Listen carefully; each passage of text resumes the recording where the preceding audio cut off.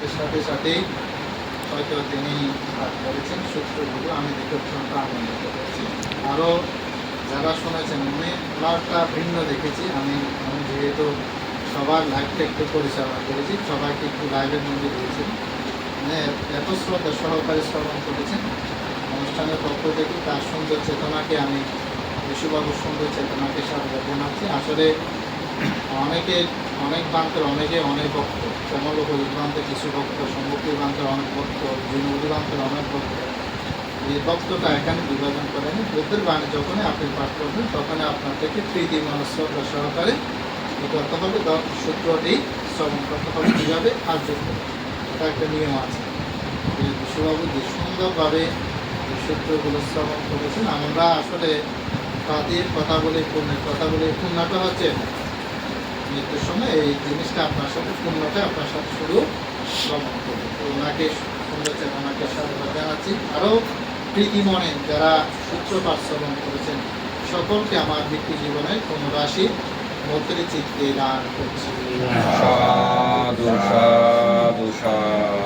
আজকের অনুষ্ঠানে যিনি সম্প্রদান আপনারা ছিলেন সকলে, যার কারণে জোয়ারা পরিচিত, আমি মনে করি যার কারণে পূর্ব জোয়ারা পরিচিত, যার ধর্ম দেশনা আমাদের মাতৃভাষার যেটা আমরা সচরাচরভাবে যেভাবে কথা বলি সেভাবে যিনি ধর্ম দেশনা প্রদান করেন বিশ্ব একজন, আমি বলবো আমার গুরুপ্রাতা, যার ধর্ম দেশনা শুনে মানুষ অত্যন্ত মুগ্ধ এবং ক্রান্ত হয়, সেই আমার অগ্রজ গুরুপ্রাতা। আমরা একই গুরুবান্ত শিষ্য, আপনারা জানেন। আমাদের গুরুবান্ত হচ্ছে বসুমিত্র মহাদেব। তিনি আজকে কিন্তু এখানে আসার কথা ছিল, ভান্তের অপারেশন হয়েছে বিধায় ভান্ত আসতে পারেনি। আজকে আমারও প্রোগ্রাম ছিল, আমার বেশিরভাগ ধর্মদেশনা প্রোগ্রাম থাকে, আজকে আমার প্রোগ্রাম ছিল জোরদার। তিনি ভান্তে বলেছেন তোমার থেকে এখানে যেতে হবে, ভান্তের গুরুর আদেশে আমি কিন্তু আজকে এখানে উপস্থিত হয়েছি। আমার গুরুবান্তের এই দ্বিতীয় শিষ্য বুদ্ধপাল মহাদেব বান্ত। আমরা 12 জন বান্ত শিষ্য আছে, তার মধ্যে প্রায় 8 জন মাস্টার ডিগ্রি লাভ করে। আবার সর্বোচ্চ প্রথম নাগরিক হচ্ছে বাংলাদেশের প্রথম নাগরিক হচ্ছে মাস্টার ডিগ্রি। প্রায় 8 জন বান্ত শিষ্য মাস্টার ডিগ্রি করেছেন। এরকম গুরু শিষ্য হচ্ছেন আমাদের শ্রদ্ধেয় বুদ্ধপাল বান্তে, যার পাণ্ডিত্য পূর্ণ ধর্মদেশনা সকলকে মুগ্ধ এবং ক্রান্ত করে। পরম শ্রদ্ধেয় অগ্রজ বুদ্ধপাল মহাদেব বান্তের প্রতি বিনম্র চিত্তে বন্দনা জ্ঞাপন করছি। উপস্থিত আপনাদের বিহারের অধ্যক্ষ, আপনারা শুনে থাকেন লেখা, যার লেখনী পড়ে মানুষ অনেক কিছু জানতে পারে, অনেক কিছু বুঝতে পারে। বিদ্যা বারেদি ডক্টর বরসুন্দরী ভান্তের প্রাণপ্রিয় শিষ্য, যার ধর্মদেশনা তিনিও খুব সুন্দর ধর্মদেশনা করে আমার প্রিয় ভাজন সুদেশক বুদ্ধিপ্রিয় তেরো, যিনি ডক্টর বরসুন্দরী ভান্তের এই প্রিয়তম শিষ্য বুদ্ধিপ্রিয় তেরো মহোদয়, এবং আজকের অনুষ্ঠানের উপস্থিত ধর্মদেশক জ্ঞানমিত্র তেরো সহ মহান বৃত্তি সংঘকে বন্দনা জানাচ্ছি। আপনারা যারা উপস্থিত হয়েছেন সকলকে আমার ব্যক্তি জীবনের দানময় শিলাময় ভাবনাময় পুনরাশি মৈত্রী চিত্তে দান করছি। আমাদের আসলে এখন 10:53, একটু করে সময় আছে। আমি 10 মিনিটের মধ্যে আমার ধর্মদেশনা শেষ করবো। এরপরে আমার অগ্রজ গুরুরাজা সভাপতি ভান্তে যিনি ধর্মদেশনা প্রদান করেন। আমি যেখানে যাই একটি বিষয়ভিত্তিক ধর্মদেশনা প্রদান করি। আজকেও একটি বিষয়ভিত্তিক ধর্মদেশনা প্রদান করবো, যেগুলো আপনারা শুনবেন, ধারণ করবেন, এরপরে সেটা আচরণ করবেন। আমি একটি সূত্র দেশনা করছি আজকে। অঙ্গুত্র নিকায় ভগবান বুদ্ধ একটি সূত্র দেশনা করেছেন, বিনাশ সূত্র। সবাই কি বলুন তো, কোন সূত্র? বিনাশ। বিনাশ মানে তো বুঝেন, মানে ধ্বংস। বুদ্ধ এই সূত্রটি দেশনা করেছেন। এখানে ভগবান বুদ্ধ 5টি বিনাশের কথা বলেছেন। কয়টা বিনাশ? 5টি বিনাশের কথা বলেছেন। 1 নাম্বার হচ্ছে জ্ঞাতি বিনাশ।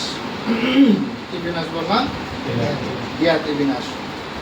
2 নম্বর হচ্ছে ভোগ সম্পদ বিনাশ। 2 নম্বর কি বললাম? ভোগ সম্পদ বিনাশ। 3 নম্বর হচ্ছে রোগ বিনাশ। তিন নম্বর কি বললাম? রোগ বিনাশ। 4 নাম্বার হচ্ছে শিল বিনাশ। 4 নাম্বার কি বিনাশ? শিল বিনাশ। 5 নাম্বার হচ্ছে মিথ্যা দৃষ্টি বিনাশ। কি বিনাশ? মিথ্যা দৃষ্টি। এটা হচ্ছে বিনাশ সূত্রের কথা বলছি। তাহলে কয়টি বিনাশের কথা বলেছেন এখানে? বুদ্ধ 5টি। প্রথমে কি বলেছি? জ্ঞাতি বিনাশ। মনে থাকবে আপনাদের 5টা কথা তো মনে থাকবে। কোন সূত্রের কথা বললাম? বিনাশ সূত্র। সূত্র বিনাশ সূত্র। প্রথম 1 নম্বর কি বললাম? জ্ঞাতি বিনাশ। 1 নম্বর কি বললাম? জ্ঞাতি বিনাশ। এখন আসেন জ্ঞাতি বিনাশ কি? আমার গত বছর আমার মা ছিল, এবছর আমার মা নাই। আপনারা হয়তো অনেকে মিডিয়াতে হয়তো অনেকে দেখেছেন যে আপনাদের মা ছিল, আপনাদের বাবা ছিল, আপনাদের দাদু ছিল, এখন তারা কি আছে? বলেন না আছে? জ্ঞাতি দিন দিন আমাদের কাছ থেকে চলে যাচ্ছেন, যাচ্ছে কিনা বলেন? আত্মীয় পরিজন আমাদের থেকে কমে যাচ্ছেন, দিন দিন আমাদের জ্ঞাতি কি হয়ে যাচ্ছে? বিনাশ হয়ে যাচ্ছে, অর্থাৎ ধ্বংস হয়ে যাচ্ছে, আমাদের কাছ থেকে চলে যাচ্ছে। এটাকে বুদ্ধ বলেছেন কি? জ্ঞাতি বিনাশ। অর্থাৎ আমাদের জ্ঞাতিগণ আজকে এবছর যিনি আছে, আগামী বছর তিনি নাও থাকতে পারে। তাহলে দিন দিন কি হচ্ছে? আমাদের জ্ঞাতি স্বজন আমাদের কাছ থেকে ধ্বংস হয়ে যাচ্ছে, বিনাশ হয়ে যাচ্ছে। বুঝাতে পেরেছি? সংক্ষেপে বলছি বোঝার জন্য। দ্বিতীয় বলেছে কি? ভোগ সম্পদ বিনাশ। ভোগ সম্পদ বুঝেন? এই যে সন্তান যদি ভালো না হয়, কুলাঙ্গার সন্তান যদি হয়, মাতা পিতা যেগুলো সম্পদ রাখে এগুলো কি করে ফেলে? সে মদ্যপান করে, নেশা করে কি করে ফেলে? ধ্বংস করে কিনা বলে? আদর্শিক সন্তান হলে মাতা পিতা গর্ববোধ করে, আছে না এরকম? অনেক সময় দেখবেন সন্তান যখন গোল্ডেন এ প্লাস পায় তখন মাতা পিতা খুবই আনন্দিত হয়। সন্তান যখন সফলতা লাভ করে মাতা পিতা অত্যন্ত গর্ববোধ করে, বলে কি? অনেক সময় আমি দেখেছি বান্ধে আমাদেরকে আশীর্বাদ করতে হবে না, আমাদের সন্তানকে আশীর্বাদ করতে। এরকম একমাত্র খারাপ প্রার্থনা করে বান্ধবদের কাছ থেকে মাতা পিতাগণ প্রার্থনা করে।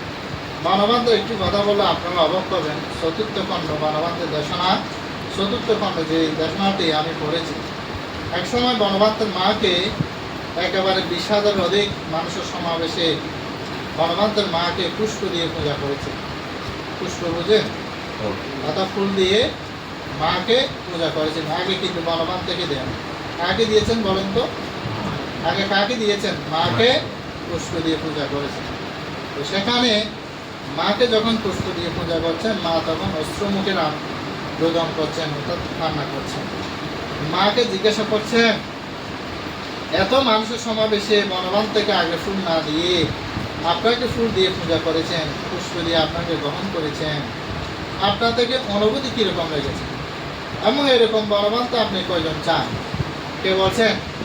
একটু অনুভূতি জিজ্ঞাসা করছেন। কারা? যারা সেখানে ছিল। তখনই বনবান্ধবের মা সেখানে কোনো অনুভূতি প্রকাশ করতে পারেন। কেন জানেন? অর্থাৎ ছেলের কারণে মা কি হয়েছে? আজকে পূজিত হয়েছেন। ছেলের কারণে মা কি হয়েছেন বলেন না? পূজিত হয়েছেন, নন্দিত হয়েছেন। তখন বলছেন আচ্ছা অনুভূতি প্রকাশ না করেন, অসুবিধা নেই। এরকম বনবান্ধব আপনার গর্বের মধ্যে কয়জন চান? তখন এই মা বলেছেন, আমার গর্বে যদি এরকম বনবান্ধব 10 জনও আসে, আমি জন্ম দিতে কোনো দুঃখ প্রকাশ করবো না, কষ্ট হবে না আমার। কেন বলেছেন জানেন? অর্থাৎ সন্তানের কারণে মা কি হচ্ছেন? পূজিত হচ্ছেন। সন্তানের কারণে কি হচ্ছে? মা পূজিত হচ্ছেন, নন্দিত হচ্ছেন। সেজন্য বলেছেন কি? এরকম সন্তান যদি আমার গর্বে যদি 10 জনও আসে, আমি কি করব? জন্ম দিতে কোনো আমার কি হবে না, কষ্ট হবে। বুঝতে পেরেছি? জিনিসটা বুঝেছেন? অর্থাৎ সেজন্য অনেক সময় অনেক মাতা পিতা আছে, আমরা বেশিরভাগ ক্ষেত্রে অনেক মানুষকে দেখবেন জেনারেল শিক্ষিত, জেনারেল শিক্ষা বুঝেন, ডিগ্রি করেছেন, অনার্স করেছেন, মাস্টার্স করেছেন, এরকম, কিন্তু ধর্মের শিক্ষিত না।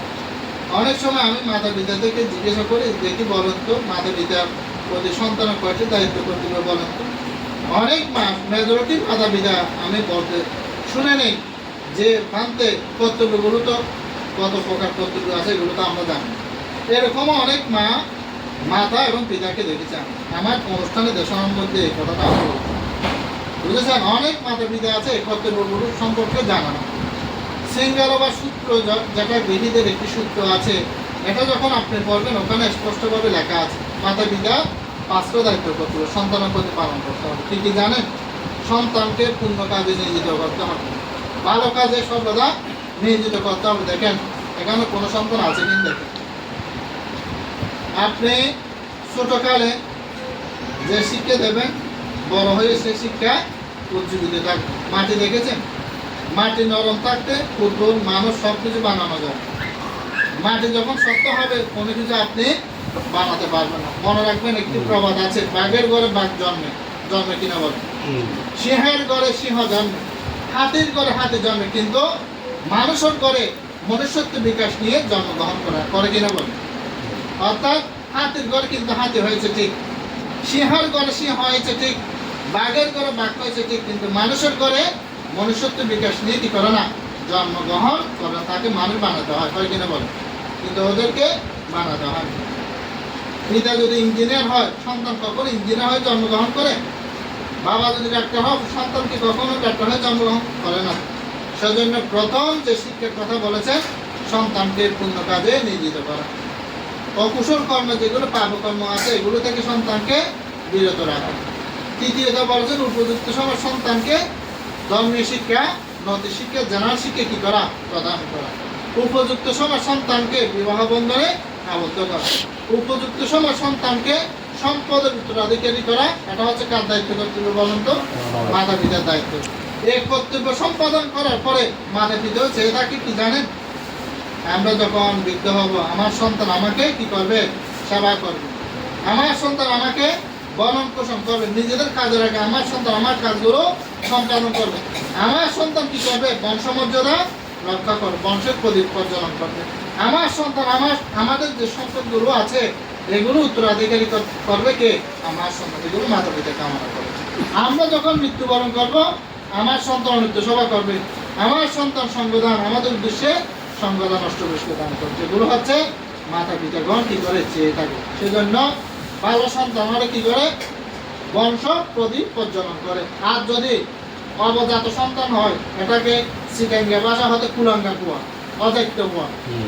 এরকম যদি অজাত শত্রু হয়, অজাত সন্তান যদি হয় তাহলে কি করবে, ওই যে ভোগ সম্পদের কথা বললো এই সম্পদ একেবারে ধ্বংস করবে। বুঝতে পেরেছি? বুঝছেন এবার? জ্ঞাতি বিনাশ, ভোগ সম্পদ বিনাশ, দুটো পেয়েছেন। 3 নাম্বার কি, রোগ বিনাশ। রোগ বিনাশ বুঝেন? এই শরীর নিয়ে রূপ নিয়ে মানুষ কি করে, অহংকার করে। আছে কিনা বলেন? রূপ নিয়ে অহংকার, এই যে শরীর নিয়ে অহংকার করে না, রূপ নিয়ে অহংকার করে না। আপনি কি জানেন আমার মাকে আপনারা দেখলে অবাক পাবেন। আমার মা একেবারে 1 বছর যাবৎ বেঁচে ছিল চট্টগ্রাম মেডিকেল। আমার বাবাও কিন্তু ক্যান্সারে 2019 সালে মারা গিয়েছে। 2025 সালে এসে আমার মা, তাও ক্যান্সারে আমার মা মৃত্যুবরণ করে। আমরা 4 ভাইয়ের মধ্যে 2 ভাই আনতে। আপনাদের থেকে আমি একটা প্রশ্ন করতে, সেটা হচ্ছে বৌদ্ধ শাসনের সর্বশ্রেষ্ঠ দানটা কি জানেন? সর্বশ্রেষ্ঠ দানটা কি? সর্বশ্রেষ্ঠ দানটা হচ্ছে বৌদ্ধ শাসনে পুত্র দান। হয় কিনা বলে? তাহলে আমার মা বাবা যদি 2 জন সন্তানকে যদি বৌদ্ধ শাসনে দান করে, আমার হচ্ছে বর্তমান 28 বছর, আমার ছোট ভাইয়ের হচ্ছে 20 বছর আপনাদেরকে দান করেছেন আমার মা বাবা। তাহলে তাদের কেন মরণ ব্যাধি ক্যান্সারে তাদেরকে আক্রমণ করেছে এটা বলে? অর্থাৎ এই জন্মের বিভাগ খুব ভালো, পুণ্য খুব ভালো, কিন্তু অতীত বিভাগ তাদের কি নয়, ভালো না। বুঝতে পেরেছি? সেজন্য যারা দেহ নিয়ে রূপ নিয়ে কি করে অহংকার করে, কোন সময় কোন রোগে আপনাকে বাসা বাঁধবে আপনি বুঝতে পারবেন। আমার মাকে দেখতে বুঝতে পারবেন না ওনাকে যে ক্যান্সারে বাসা বেঁধেছে, চলাফেরা দেখে কেউ বুঝতে পারতেন। সেজন্য বলছেন এই দেহ নিয়ে যারা কি করে অহংকার করে, জীবনে মনে রাখবেন অনেক মানুষ ধনের অহংকার, অর্থের অহংকার, রূপের অহংকার করে। এই অহংকার যদি আপনার জীবনে চলে আসে, একবার চট্টগ্রাম মেডিকেলে ঘুরে আসবেন। আরো বেশি যদি অহংকার মান এগুলো যদি না যায়, সার্টিফিকেট অহংকার, অর্থের অহংকার এগুলো যদি আরো বেশি বেড়ে যায়, একটু শ্মশানে ঘুরে আসবেন, কবরস্থানে ঘুরে আসবেন। কেন জানেন? আপনার ছেলে নামি দামি 10 কেজি মাটির নিচে শুয়ে আছে কিনে বলে। তো আমরা কিনে কি করি, দেহনে কি করি, অহংকার মান এগুলো করি। সেজন্য বলেছেন বুদ্ধ 2500 বছর আগে বলেছেন আরোগ্য পারামালা। আরোগ্য পারামালা মানে সুস্থ থাকলে ভালো থাকলে সব কিছু ভালো লাগে কিনা বলেন। আর যখন আপনি অসুস্থ হয়ে পড়বেন তখনই বুঝতে পারবেন আরোগ্যতা কত পরিজন, সুস্থতা কত পরিজন। সেজন্য বলছি দেহ নিয়ে কখনো অহংকার আপনি এখন চেক আপ করতে যান, আপনাকে হয়তো ক্যান্সারে বাসা বাঁধতে পারে। কিন্তু আপনি যখন এই যে মানুষের সাথে আচরণ করে, অনেক মানুষ আমি দেখেছি, এটা আমার দৃষ্টিতে আমি বলি, অনেক মানুষ মারা গেলে মৃত্যুবরণ করলে কি বলে জানেন, অথবা মানুষও খুব ভালো আছে, কথাবার্তা খুব ভালো আছে, সালসঙ্গ খুব ভালো আছে, এরকম বলে কিনা বলেন। আবার অনেক মানুষ মরে যাইলে হয়তো মরে গিয়ে ভালো, এই বহুত বড় লাগবে আছে, সদান আছে, এটা হয় খুশি হতো না, বোঝন খুশি ইতার একটা মানুষের তো নয় গেলে যে অজাত শত্রু হাত দিয়ে দেবদত্ত হাত দিয়ে যেতে হবে, বুঝতে তাই দিন আমরা বুঝতে। সেজন্য বলেছেন কি রোগ বিনাশ, রোগে ধরলে অনেক কি অনেক ধ্বংস, অনেক মৃত্যুর মতো ঘটিত ও হয় নিয়ে তিনটে পেয়েছেন। 4 নম্বর কি বললাম, শিল বিনাশ। শিল বিনাশ বুঝেন, এই যে আমরা লজ্জা নিবারণের জন্য কি করি, কাপড় পরিধান করি। জীবনে আমি যদি একটি প্রশ্ন করি আপনাদের উত্তর দিতে পারবেন, শিল কি নেওয়াটা ভালো নাকি না নেওয়াটা ভালো? আপনারা এখন উত্তর দেবেন শিল নেওয়াটা পাতে বেশি ভালো, এই কথা বলেন।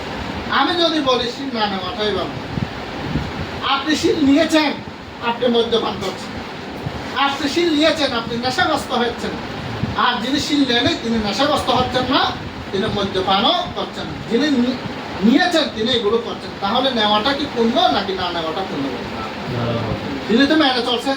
আর সেই জন্য বলছে শিল্পবিহীন জীবনে আপনি কখনো উন্নতির পথে লাভবান হতে পারেন। এখানে শিলের বর্ণনা, শিলে না সুগতি আনতে, যে আপনারা বারবার শুনেন, শিলে কি হয়, সুগতি হয়। শিলে কি হয়, ভোগ সম্পদ লাভ হয়। শিলে কি হয়, স্বর্গের সিঁড়ি কি হয়, নির্মিত। বুঝতে পেরেছি? জীবনে সেই জন্য বলেছেন কি, যারা শিলবান, যারা পুণ্যবান, তাদেরকে বলতে হয় না যে পূজা করো, বন্দনা করে, এগুলো বলতে হয় না। আপনি এমনি নমিত হবেন। বনবান্তর ওখানে কেউ বলে না আমাকে পুজো দিতে আসো, এ কথা বনবান্তে কখনো বলে।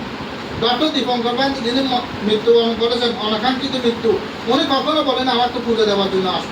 শিলানন্দ বান্ত কখনো বলে না আমাকে পুজো দেওয়ার জন্য আসো। কিন্তু আমরা কি করি, শিলের গুণের তেজে খবর আমরা গিয়ে কি করি, পূজা করি। কিসের কারণে? শিলের গুণের কারণে। শিল নিয়ে বনে গিয়েছেন, বানতে বলেছেন প্রাণে হত্যা করা যাবে না। তিনি কি করছেন জানেন, অজগর উপরে রান্না করছেন। হঠাৎ অজগর অর্থাৎ চেতন হয়ে তাকে বক্ষণ করেছেন, কিন্তু শিলের গুণের কারণে তাকে উনি করে দিয়েছেন। শিলের গুণের কারণে 7 বছরের বালক 30 জন ভিক্ষুকে তিনি রক্ষা করেছেন। শিলের কারণ, কিসের কারণে বলেন না? সেজন্য যারা শিলবান তারা 2জন মানুষের প্রিয়। মানুষ ছাড়া প্রিয় হতে, দেবতা না প্রিয় হতে। যারা শিলবান তারা মানুষের কি হয়, অনেক মানুষের দেখলে আমার তো ভালো লাগে না, কিনা লাগে, ভালো লাগে না। আবার অনেক মানুষের দেখে কেন ওগুলো মাথা ঘুরে না হন না, কেন উঠে দেয়, হ্যাঁ রক্ত মাথাকে শিলবান না, ওই দুশ্চিত গুলো আসা কথা লাগবে দেখলে মানুষের মাথা গরম হয়ে যায়, এনা মাথা গরম। আবার অনেক মানুষকে দেখলে মনের মধ্যে কৃতি উৎপন্ন হয়, আনন্দ উৎপন্ন হয় কিনা বলেন। তিনি পুণ্যবান মানুষ, তিনি শিলবান মানুষ। আপনারা যে হাঁটা চলা করেন, আমাদের শরীরে 2টা দেবতা থাকে, একটা বাড়া আর একটা হচ্ছে খারাপ। আমাদের যে দুবাইয়ের মধ্যে আপনারা দেখবেন মসজিদ, মন্দির এবং আরেকটা হচ্ছে গির্জা। ওখানে একেবারে তিনটা ইয়া করে দিয়েছে, মানে মন্দির করেছে, গির্জা করে দিয়েছে এবং বিহার করে দিয়েছে। এবং পাশে কি করে দিয়েছেন জানেন, একটি নাইট ক্লাব দিয়েছে। কি জন্য জানেন? আপনার চিন্তা চেতনা, আপনি কোথায় যাবেন, আপনি কি এখানে যাবেন নাকি ওখানে যাবেন। মানুষের চিন্তা চেতনা যারা কুশল চিন্তা করে, ভালো চিন্তা করে, তারা কি করে, ওখানে যায় না, তারা ওর বিহারে যায়। যারা কোথায় যায়, মন্দিরে যায়। অর্থাৎ আমাদের খারাপ দেবতাটা বেশিরভাগ খারাপের এদিকে আসক্তি করে। বুঝতে পেরেছি? সেই জন্য মানব জীবনে যদি শিল্প প্রকৃতপক্ষে শিল্প পালন করে, আপনি জীবনে নন্দিত হবেন, পরজীবনে কি হবেন, নন্দিত হবেন। মানুষের প্রিয় হবেন, দেবতারও কি হবেন, আপনি প্রিয় হইতে সক্ষম পেয়েছেন। এখন এটা কি বলেছি, শিল ও বিনাশ। শিল না থাকলে আপনার জীবন কি হয়ে যাবে, ধ্বংস হয়ে যাবে। কয়টা হলো এখন? 5 নম্বর কি বললাম, মিথ্যা দৃষ্টি বিনাশ। মিথ্যা দৃষ্টি বুঝেন? মিথ্যা দৃষ্টি কি, মানত করে, চিন্নি করে, পূজা করে কি আছে, মুক্তি আছে। আছে না এরকম? হ্যাঁ না, ওনারা বন্ধনের সময় হন দিয়া মাতৃ মেয়ে সারা নাগাই যান, তারপরে কি হন, তারপরে কি তাম্মে সঙ্গমে হন না নাকি নহন, কোন হ্যাঁ হন দেয় জাদু টোনার স্বর্ণপূর্ণ নাকি নন হন না। হ্যাঁ না, বন্ধনের মধ্যে হন দেয় আর অন্য হন স্মরণ করলে এমন হয় না হবে, কিন্তু বৌদ্ধ হাসন করলে ধর্ম হাসন করলে অবদম্ব বান্ধব বান্ধব প্রমাণ করি করে বৌদ্ধ তো কন্যা নাকি না, কিন্তু কয়েন দেখি বুদ্ধের স্মরণ ব্যতীত, ধর্মের স্মরণ ব্যতীত, সঙ্গে স্মরণ ব্যতীত আমি অন্য কোনো স্মরণ গ্রহণ করব। এখানে বলেছেন বুদ্ধ, যারা বুদ্ধ স্মরণ লয়, ধর্মের স্মরণ নেই, সঙ্গে স্মরণ নেই, তারা কোথায় জানেন? একেসি বুদ্ধ ধাম্মা সাঙ্গস্য শরণ গাতাসু নাতেন গামিসন্তি অপায়া ভূমি দেবা মানুষানা পারিবত। এখন বাংলাটা হচ্ছে, যারা বুদ্ধের স্মরণ নেই, ধর্মের স্মরণ নেই, সঙ্গে স্মরণ নেই, নাতেন গামিসন্তি অপায়া ভূমি, ইতারা সাইডকার 4টি জায়গায় তারা গমন করে না। কোথায় কোথায় জানেন? অশোক, প্রেত, তীর্য, নিরয়। কি স্মরণ বলেন না? বৌদ্ধ, ধর্ম, সংঘ। কোথায় যায় না? 4টি জায়গায় যাবে না। কোথায় কোথায়? অশোক, প্রেত, তীর্য, নিরয়। বুঝতে পেরেছি? সেজন্য মানব জীবনে যারা মিথ্যে দৃষ্টি সম্পূর্ণ পরায়ণ, আমাদের 84,000 ধর্ম স্কন্ধ আপনারা দেখবেন, সবচেয়ে ভয়ঙ্কর হচ্ছে মিথ্যে দৃষ্টি। সবচেয়ে ভয়ঙ্কর হচ্ছে কি বলেন না? আমাদের এই যে 62 প্রকার কি আছে মিথ্যে দৃষ্টি, এই মিথ্যে দৃষ্টি যদি সম্পূর্ণ যদি আপনি হন, আপনার জীবন কি হয়ে যাবে? ধ্বংস হয়ে যাবে। কি হয়ে যাবে বলেন না? ধ্বংস হয়ে যাবে। তাহলে পেয়েছেন এখন আমি কি সূত্র দেশনা করলাম এতক্ষণ? বিনাশ সূত্র। কোন সূত্র বলেন তো? কয়টা বিনাশের কথা বললাম? কি কি বলেন এখন বলেন। জ্ঞাতি বিনাশ, ভোগ সম্পদ বিনাশ, লোক বিনাশ, শিল বিনাশ, আরটা হচ্ছে কি? মিথ্যে দৃষ্টি। এই 7 বিবৃতি করার একমাত্র কারণ মনে থাকে মতন আপনার। আমি যে কথাগুলো বলেছি এগুলো যদি জীবনে ধারণ করতে পারেন, আমরা তো শুনি, যতক্ষণ শুনি ততক্ষণ আমার বান্ত হয় নাকি না হয়, বুঝন দে মাথা বাবন্ধ মানে আমার বান্ত ধর্মতে সমস্যা আর তো নৌবান্ত আছে, নৌবান্তি লাভ আছে, ইংলিশত নোয়াব এটা হন দিব না। শোনার নাম বড় হতা নয়, ধারণ করেন না বড় হতা না, মুরলি কি হন না? আচরণ কি করেন? হন না আচরণ কর। শোনে তা, হারে তা, চারে তা। শুনলে হবে না, দান করতে হবে। দান করলে হবে না, কি করতে হবে বলেন না? আচরণ। আচরণ করলে কি আছে? পুণ্য আছে। আর যদি আচরণ করতে না পারে তাহলে সেখানে পুণ্য নেই। তো আমি সববার গিয়ে বলেছি, সর্বপ্রকার পাপকর্ম থেকে বিরতি এবং এই কুশল কর্ম সম্পাদন, স্বীয় চিত্তের পবিত্রতা। স্বীয় চিত্তে বুঝুন না, নিজ চিত্তের কি করেন? পবিত্রতা সাধন। এহাই বুদ্ধের কি বলেন না? অনুসার। সেজন্য বুদ্ধ 8টি সূত্র দেশনা করেছেন। সংক্ষেপে বলছি, অনেক মানুষ আছে চেহারা সুন্দর, আছে না নাকি নেই? চেহারা সুন্দর কিন্তু মন সুন্দর নয়। আবার অনেক মানুষ দেখবেন চেহারা সুন্দর নয় কিন্তু কি সুন্দর? মন সুন্দর। আবার অনেক মানুষ দেখবেন উপরে যেন হারা, ভিতরে আরো মনে আরো বেশি হারা। আবার অনেক মানুষ দেখবেন উপরে যেমন সুন্দর, তার মন মানসিকতা আরো বেশি সুন্দর। এটা হচ্ছে উন্নত কায়া সূত্র দেখানো করে। বুঝেছেন? এগুলো লম্বা বিস্তারিত বর্ণনা আছে। তো আমি আর সেদিকে না গিয়ে এখানে আমরা যতক্ষণ সূত্রপাঠ করেছি আপনারা কি করেছেন? সাধু সাধু দিয়েছেন না সবাই? শেষে কি বলেছে? এতানা সাস্তা অর্জনা সত্যতে হতো সাব্বা, এতানা সাস্তা অর্জনা সাব্বা দুঃখ রোগা বয়া অন্তরে উপদাবা বিনাশ। তারপর কি বলেছে? এতানা সাস্তা অর্জনা হতুতে, এটা বাংলাটা কি কে বলতে পারবেন? এতানা সাস্তা অর্জনা সত্যতে হতো সাব্বা, এটা বাংলা কি? বাংলা হমসাই অনেকে বলতে সুভাই দিয়ে বেরোন আর কি হইতে সামরা হইতে জ্ঞান। এতনা শাস্ত্রবাদ যেন সত্যতে মানে এই সত্য বাক্যের প্রভাবে, বুদ্ধের সত্য বাক্যের প্রভাবে আপনার স্বস্তি রাখো। স্বস্তি মানে কি? শান্তি রাখো। এতনা শাস্ত্রবাদ যেন সাব্বা দুঃখ রোগা ভয় অন্তর উপদ্রব মানে কি? এই সত্য বাক্যের প্রভাবে আমার রোগ শোক ভয় অন্তরায় উপদ্রব। এতনা শাস্ত্রবাদ যেন হতুতে এই সত্য বাক্যের প্রভাব, বুদ্ধ সত্য বাক্যের প্রভাবে আমার কি হোক? জয়মঙ্গল। এই বুদ্ধ বাণী তো ওনারা কি করছেন? লাস্টে সাধু সাধু বুদ্ধ বাণীর কি করছেন? অনুমোদন দিয়ে। সাধু মানে কি? 3টা শব্দ মনে রাখিবেন। সাধু মানে শ্রেষ্ঠ, সাধু মানে উত্তম, সাধু মানে কি? অনুমোদন। আর বাক্যের অনুমোদন করছেন আমরা, বুদ্ধর বাক্যরে অনুমোদন করছেন। সকলের জয় হোক, সকলের মঙ্গল হোক। যে দেশনাগুলো প্রদান করেছি শুনেছেন, শোনা বড় কথা না, ধারণ করেছেন, এটা কি করবেন? আচরণ করবেন। এই শুভ কামনা করে বিমান ভাব সুন্দর চেতনাকে সাধুবাদ জানিয়ে এই পরিবারের সুশান্তি কামনা। আমরা কিন্তু এখানে পরম সত্য বুদ্ধবাদ জানতে অনেক গুরুত্বপূর্ণ সূত্র এখানে কিন্তু পাঠ করেছে। ভূমি সূত্র, এখানে যদি কোনো বিষাদ সর্প থাকে, অগ্নি থাকে এবং বুদ্ধর প্রভাবে, ধর্ম প্রভাবে সাকার লোক ধাতু বুদ্ধ রক্ষান্ত কাতাম, অর্থাৎ বুদ্ধ রক্ষা করো, ধর্ম রক্ষা করো, এই সূত্রটি এখানে বানতে কি করেছেন, পাঠ করেছেন। এখানে মঙ্গসূত্র পাঠ করেছেন, এখানে সুপান্ন সূত্র পাঠ করেছেন, এখানে ভুজঙ্গ সূত্র কি করেছেন, পাঠ করেছেন। অর্থাৎ সমস্ত অন্তরা থেকে আপনার জন্য কি থাকতে পারেন, ভালো থাকতে পারেন। এই সূত্রগুলো এখানে কি করেছেন, বানতে দেশনা করেছেন। সকলের জয় হোক, সকলের মঙ্গল হোক, এই পরিবারের সুখ শান্তি কামনা করে সকলে আমার গুরু ভান্তের জন্য একটু পুণ্যদান করবেন। ভান্তে অসুস্থ, ভান্তে রাহুল বাণী কিন্তু আমার এখানে আগমন। একটা কথা আছে, পারামি যেখানে আছে আপনার থেকে সেখানে যেতে হবে, অর্থাৎ পারামি মানে পূর্ণতা। আজকে আমার এখানে পারামি ছিল হয়তো, সেজন্য আমি এখানে উপস্থিত হয়েছি। সবাই কিন্তু পারামি সম্পূর্ণ ব্যক্তি, বুঝেছেন? তা আপনাদের পারামি আজকে কোথায় ছিল, এখানে ছিল, সেজন্য এখানে পারামির পূর্ণতায় সকলে কি হয়েছেন, এখানে উপস্থিত হয়েছেন। সকলে জয় হোক, সকলের মঙ্গল হোক।